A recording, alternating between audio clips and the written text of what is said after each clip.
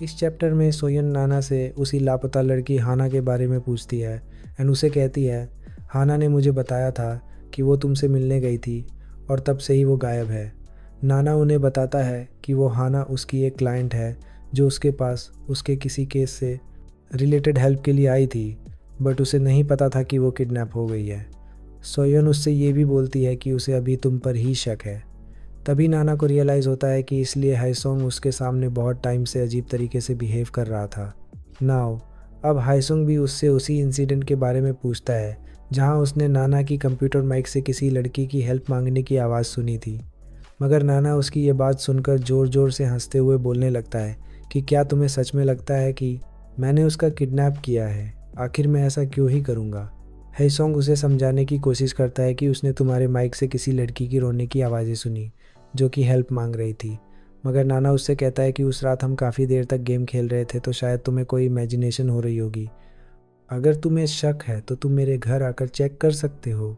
फिर यहाँ सोयुन हेसोंग को वहाँ से बाहर कुछ बात करने के लिए ले चलती है एंड बाहर आकर वो उसके साथ एक प्लान बनाती है कि वो दोनों नाना के घर जाएंगे एंड चेक करेंगे कि क्या सच में उसने हैना का किडनैप किया है या फिर नहीं।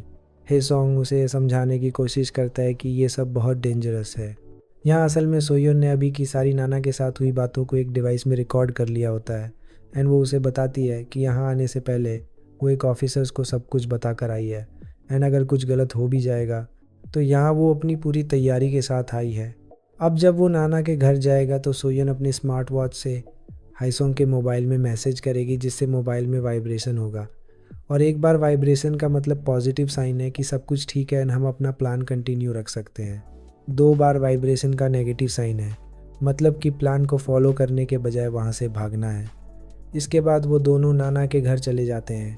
वहाँ पहुँचकर नाना उनसे नॉर्मली बातें करने लगता है एंड बोलता है, अगर तुम चाहो तो तुम मेरे घर को अच्छे से चेक कर सकते हो। लेकिन हाईसोंग को बाथरूम में जाना था तो वो नाना से बाथरूम का रास्ता पूछकर वहाँ की ओर जाने लगता है। दूसरी ओर नाना सोयोन के साथ बातें करने लगता है। असल में उन दोनों का ये प्लान था कि हेसोंग नाना के कंप्यूटर रूम में जाकर चेक करेगा कि क्या सच में वहाँ कोई लड़की है या नहीं। फिर वो एक रूम का दरवाज़ा खोलता है बट वो कपड़े रखने की जगह थी, लेकिन वो बिल्कुल खाली कमरा था।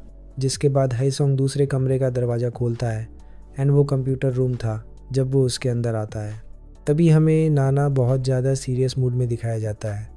वो कंप्यूटर रूम के अंदर आकर देखता है कि वहाँ कोई लड़की नहीं है, बट जब वहाँ पर अच्छे से चेक करता है तो वहाँ पर एक रूम रेंट रूल नाम का कार्ड मिलता है जिससे उसे पता चलता है ये घर नाना का नहीं है। तभी उसके मोबाइल में मैसेज आने की आवाज़ आने लगती है एंड इसी के साथ ये चैप्टर 7 ख़त्म हो जाता है।